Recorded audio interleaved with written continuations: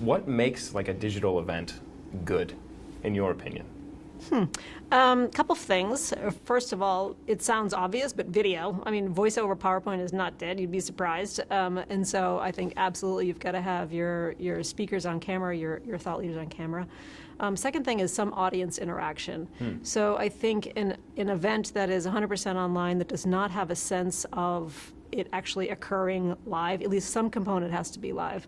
So for example, you could go to a webinar or a digital event and it could be recorded. That's okay, I think, as long as the if the speaker could be recorded, because that may offer the most optimal viewing experience. You know, you're 100% guaranteed that nothing's going to go down, nothing's going to go wrong, nothing's going to screw up. Right. So that's great. But I still think that you've got to have live chat, you've got to have the speaker there. If it is pre-recorded, the speaker's got to be there interacting in the chat as well. So some live component, I think, is really critical, and some way for the audience to get a sense of the other people in the room.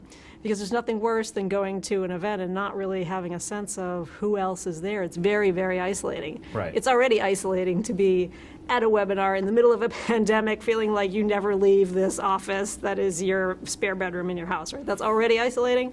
But I think to add as many elements like that in as you can is the thing that can really help an event feel more lively, that can help give it a pulse, you know? Right, yeah, because otherwise it's just like you're just watching a video. Yeah, right? like I think the one I did with ActiveCampaign was actually live. It was 100% live. Yep. And that did have that live interaction to it. Like if you, but some people feel really, they worry about that because they worry about, well, we don't have the setup for that, we don't have the studio for that.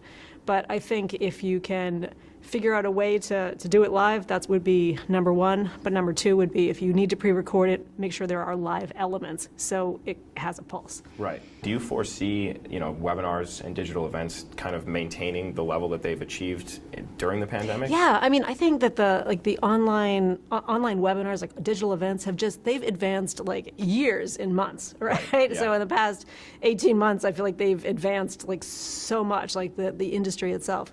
So yeah, I do think that they are here to stay. Some bit of research that that the Content Marketing Institute and Marketing Profs, my company, jointly produce every year, looks at what are the kinds of things that brands are doing to connect with audiences. What are the content types that they're using? And we asked two questions: what are we using this year? What do you anticipate using next year?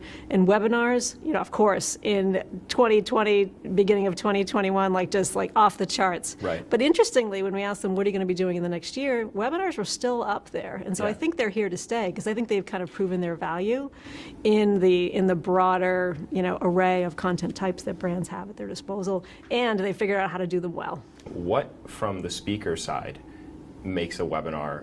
What's the difference that makes it, a good experience versus a wow, that was not so great? Yeah, when you get a lot of money, you can you can put up with anything. I find. It certainly makes things Number one. easier. Yeah. No, what is good? No, I'm kidding. Or am I? No, okay. What makes it a good experience versus a not so great experience? Just a sense of the brand being responsive to your needs, number one. I mean, last year at this event, 100% digital, we were all, recording our presentations that way. And, the team here is fantastic. They do a really nice job of kind of holding your hand all along the way. Marketing Profs, my company, in 2 weeks, we have our virtual program, the B2B Forum. The events team is like the SEAL team of marketers, and so I give them a lot of credit. And it's, they're not hands off at all. They're like, if you have a problem, if you need anything, we are there for you. Yeah.